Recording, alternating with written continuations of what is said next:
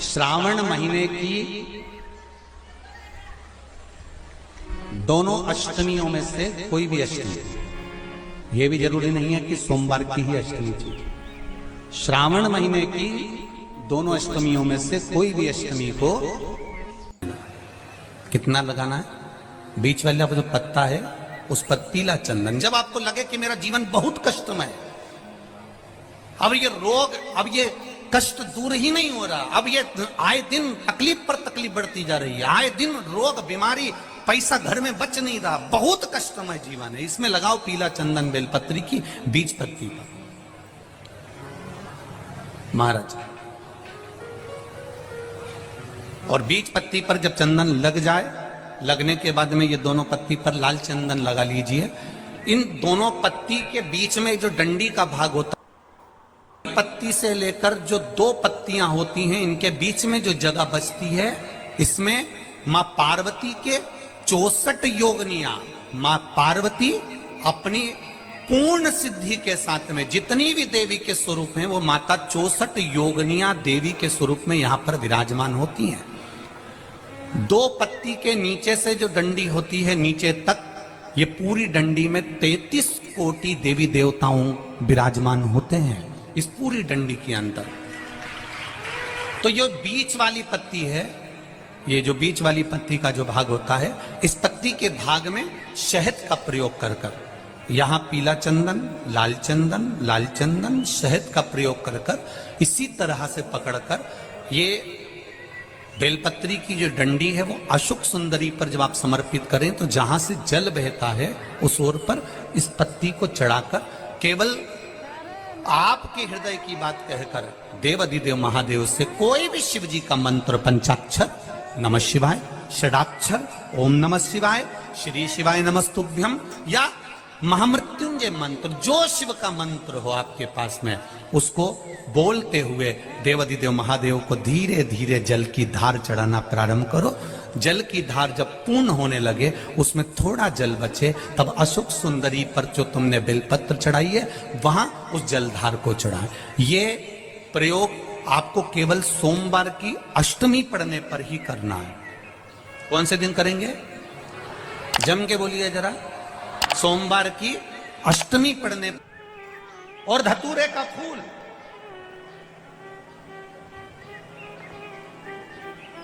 कांटे वाला धतूरा, और उसमें लगने वाला एक पुष्प। आस्था चैनल पर आप लोग देख रहे होंगे धतूरे के फूल का दर्शन। धतूरा और धतूरे का पुष्प, छोटा सा पौधा है, ज्यादा बड़ा नहीं है, कांटा लग रहा है, धतूरा लग रहा है, और उसमें भी साधारण धतूरा नहीं, जिस धतूरे के नीचे की डंडी लाल कलर की होती है, अगर वो सोमवार की अष्टमी को देवाधिदेव महादेव को समर्पित करी जाती है, तो उसके घर में कभी संपदा की कमी नहीं होती है। वो धतूरा है, साधारण नहीं है। धतूरे में भी लाल डंडी, जैसे धतूरा गोल होता है, उसके नीचे एक छोटी सी डंडी, देखा है आप लोगों ने? अरे देखी कि नहीं देखी बोलो? धतूरा देखा है ना? धतूरे के अंदर एक नीचे छोटी सी डंडी होती है, जब तोड़ोगे तो वो डंडी का कलर अगर लाल है, वो डंडी का कलर अगर लाल है, और कभी हम तो कहेंगे जैसे बड़ी बीमारी जिसको हो जाती है, लीवर, किडनी, कैंसर आदि का अधिक बड़ी बीमारियों से जो जूझ रहा होता है, प्रयास करो, प्रयास महामृत्युंजय का जाप कर कर, महामृत्युंजय का स्मरण कर कर, एक लाल डंडी का धतूरा प्रयास करना। एक धतूरा मिल जाए या 5 धतूरे मिल जाए, किसी भी एकांतेश्वर महादेव पर, जो शिव मंदिर एकांत में हो, जहां कोई जाता आता नहीं हो। वैसे तो अब बहुत मुश्किल है कि ऐसा मंदिर मिल जाए जहां कोई जाता आता नहीं हो, पहले की बात दूसरी है, अब बात दूसरी है। फिर भी कहीं आप रोड पे से निकल रहे हो, एकांतेश्वर महादेव अगर आपका दिख जाए, बहुत बीमारियों से ग्रसित हो, तो भी महामृत्युंजय जाप का स्मरण कर कर, या किसी विद्वत ब्राह्मण जन से महामृत्युंजय मंत्र का जाप कराकर, या भगवान शिव के मंत्र का जाप स्वयं कर कर, वो भी ना बने तो पंचाक्षर मंत्र नमः शिवाय, षडाक्षर मंत्र ओम नमः शिवाय या श्री शिवाय नमस्तुभ्यम जप कर वो लाल डंडी का धतूरा 5 एकांतेश्वर महादेव को आप समर्पित कर सकते हो। रोग थम जाएगा, जो दवाई खाओगे वो शरीर को लगना प्रारंभ हो जाएगी और आप स्वस्थ में होने वाली थी सावन की पहली, और मालूम पड़ा कि वो कथा छत्तीसगढ़ की पवित्र धरा पर है। अर्थात भजन का बल, भक्ति का बल, स्मरण, ये सब खींच कर लाते। चुंबक देखिए आप लोगों ने, वो चुंबक को गंगा में रस्सी बांधकर गोताखोर डालते हैं और उसमें चिपकने वाला जो भी सामान होता है वो चिपक जाता है। लकड़ी नहीं चिपकती, कपड़ा नहीं चिपकता, प्लास्टिक नहीं चिपकता। वो चुंबक में जो चुंबकीय तत्व होते हैं वही चिपकते हैं।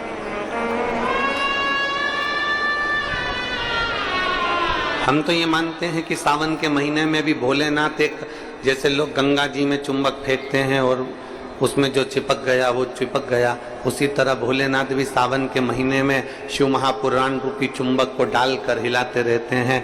किसके भाग्य में है और कितने लोग चिपक सकते हैं ये उसी को मालूम है।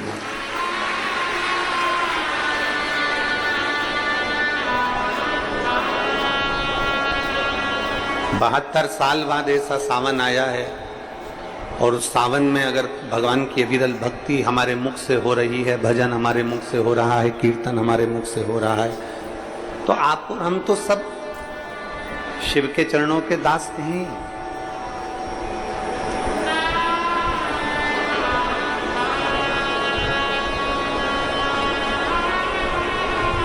कहते हैं, शिव महापुराण की कथा कहती है,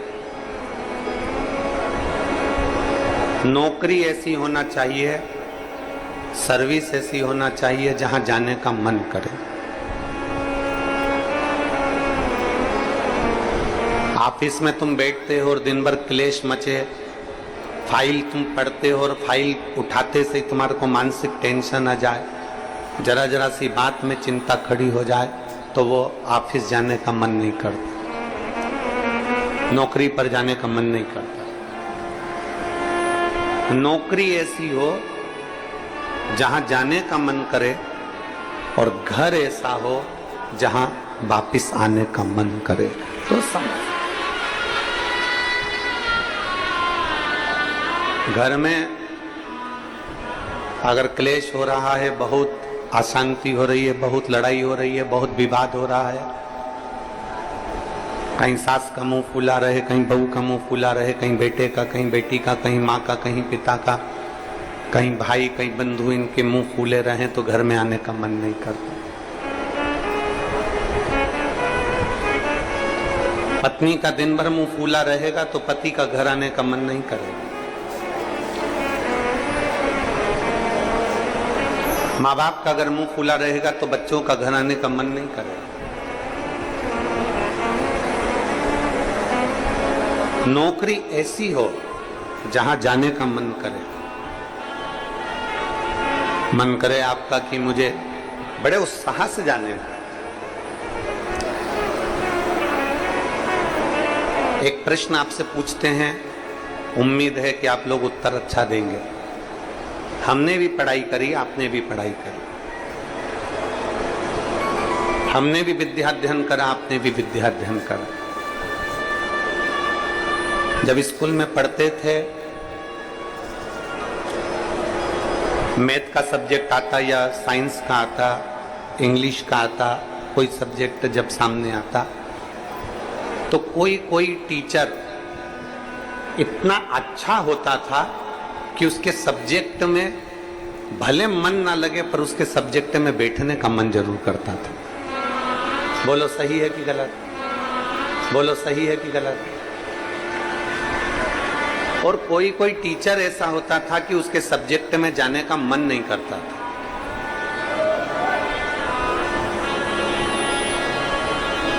उनके सब्जेक्ट में जाने का मन नहीं करता। कोई टीचर इतना अच्छा, बहुत प्रेम से, बहुत स्नेह से, बहुत लाड़ प्यार से पढ़ाता है, बहुत स्नेह से पढ़ाता है, तो उसके यहाँ जाने का मन कर जाता है। और कोई कोई टीचर ऐसा होता है कि वो पढ़ाता है पर उसके अंदर इतना क्रोध, इतना गुस्सा है, कहीं मारना, कहीं ठोकना, कहीं अपशब्द कहना, कहीं कुछ कहना, तो मन ही नहीं करता कि उस टीचर के पास में जाकर बैठा। पढ़ना है आपको, सारे सब्जेक्ट पढ़ना है आपको, और प्रत्येक सब्जेक्ट को आपको तैयार करना है, प्रत्येक सब्जेक्ट आपको पढ़ना है, पर आप उस टीचर के सब्जेक्ट में नहीं जाओगे।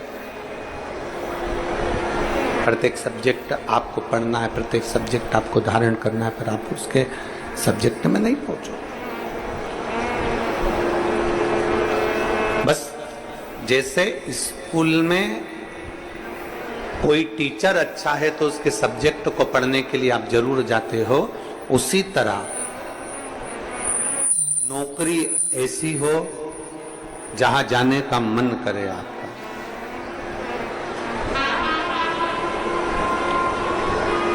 नौकरी ऐसी होना चाहिए जहां तुम्हारा जाने का मन करे, जहां तुम्हारा बार बार मन करे, 5 भी बज जाए ना तो भी मन करे कि थोड़ा आधे घंटे और काम कर लूं, 1 घंटे और काम कर लूं, 15-20 मिनट और काम कर लूं। नौकरी अगर अच्छी है तो तुम्हारा जाने का मन बड़ा करेगा और वहां बैठने का भी मन करेगा। तो शास्त्र कहता है कि नौकरी ऐसी हो जहां तुम्हारा जाने का मन करे, और घर ऐसा हो जहां पर सब प्रेम से रहते हो, तो नौकरी से और दुकान से घर आने का मन करे, तो समझ लो कि तुम्हारा घर श्रेष्ठ है। तो समझिए कि उसमें तुम्हारी श्रेष्ठता है।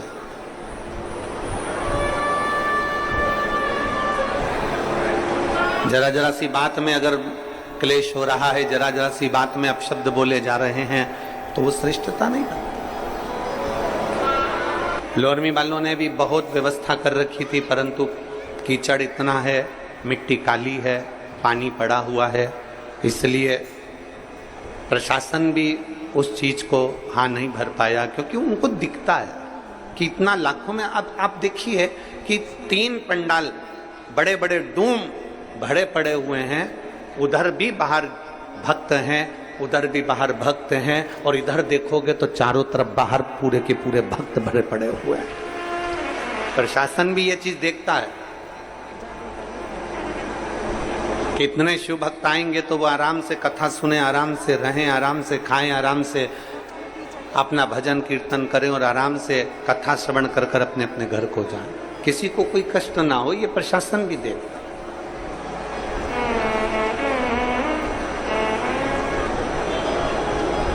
21,600 श्वास में से 21,600 श्वास जो चल रही है, उसमें से जितनी श्वास हम परमात्मा को दे सकते हैं उतना दीजिए। हम जितना भजन कर सकते हैं उतना भजन करें, हम जितना स्मरण कर सकते हैं उतना स्मरण करें। और तेरी कृपा बिना न हिले एक भी अणु लेते